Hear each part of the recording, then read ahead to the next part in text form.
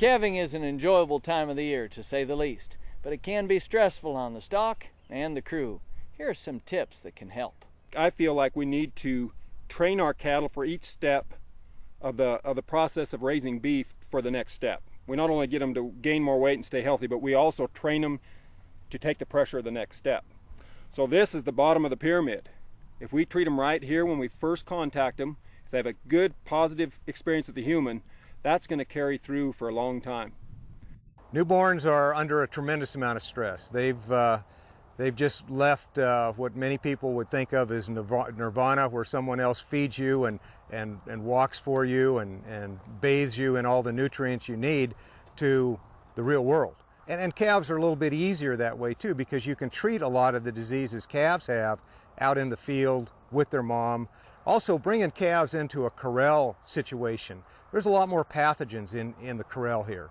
Manure has built up over the years, and anytime we bring them off of green pastures or dry fields and bring them into a corral situation that's wet and muddy, we're going to introduce some more pathogens to that calf's load. So, everything we can do out in the field will be a lot better than transporting that calf in. If you do bring them in, make sure you got some really good facilities where they can be kept warm and dry while they're being treated.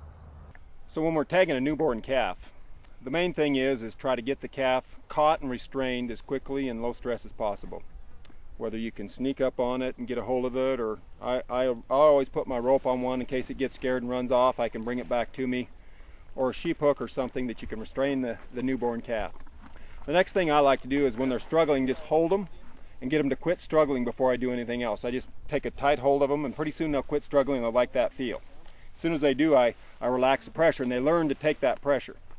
If I'm tagging them or putting a band on them or whatever, I try to get them relaxed first, quickly do it, and then relax them again.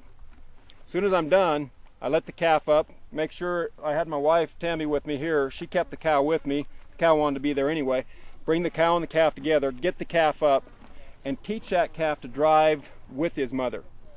The trouble is when we start driving pairs is the mom knows how to drive, the calf doesn't. So we can teach this calf, and I took it 10, 15 steps, and that was enough. And I think that calf learned a lot from that. Working with cow-calf pairs, to me, that's one of the most fun things to do.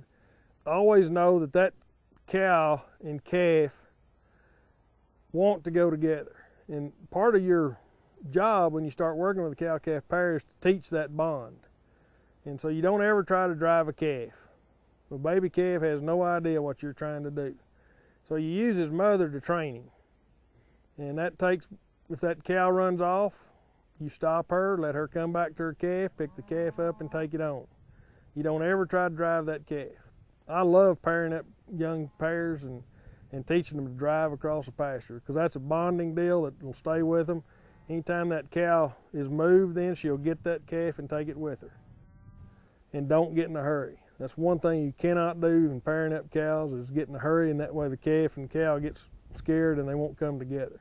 And when we're moving pairs here, we'd like to leave them loose herded in a pasture to where we don't get them all in one group, and we'll pick those pairs up and kick them out to one side and then go pick the whole pair group up and go somewhere with them. So we try not to throw them all together.